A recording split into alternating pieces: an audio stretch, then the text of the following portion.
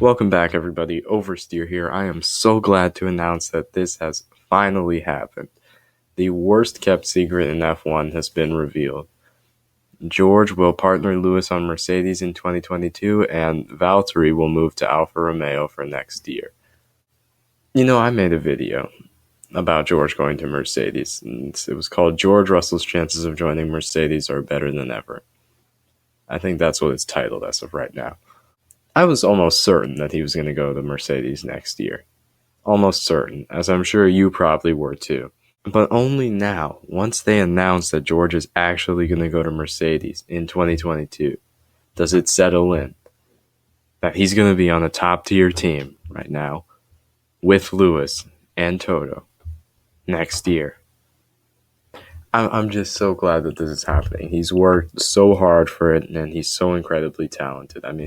2018, he won the F2 championship, got promoted to F1 in 2019 the next year on Williams. The car that he ended up with was terrible to drive. That was honestly one of the worst cars modern F1 has ever produced. It's a miracle it was able to cross the finish line.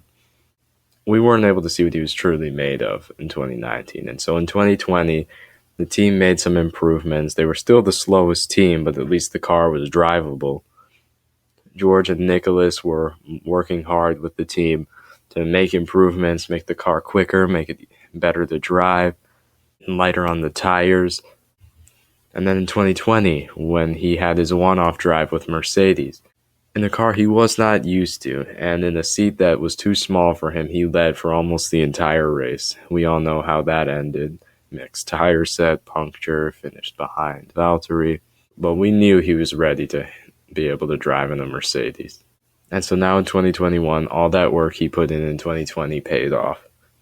Made it to Q3 with Williams, first points with the team, first podium with the team. He beat Lewis in qualifying, in the wet, in a Williams. This was last weekend in Belgium. And regardless of whether or not Lewis was pushing on that lap, he beat almost the entire grid in a car that's one of the slowest cars on the grid. That takes talent to do, whether there's rain or not. He absolutely deserves that seat. It makes sense why Mercedes chose to replace Valtteri with him. And speaking of Valtteri and him going to Alfa Romeo, it's sad, but really it's going to be better for him.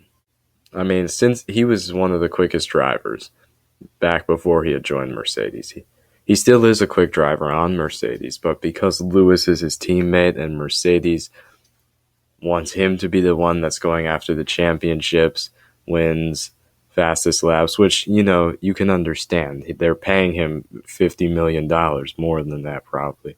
And he's proved that he can deliver race in, race out. It's just that Valtteri has always lived in that shadow. He's always been Lewis's slave, his wingman, his second guy. He hasn't been treated as like the team's driver. And it's because of that I don't really think it's a bad idea for him to go to Alfa Romeo. In terms of performance, yeah, it's a step down right now. But on Alfa Romeo, he will be respected. He worked with Lewis and Mercedes, the best team and best driver right now. He has experience on those years driving for a top-tier team. He knows how a competitive car is supposed to drive like.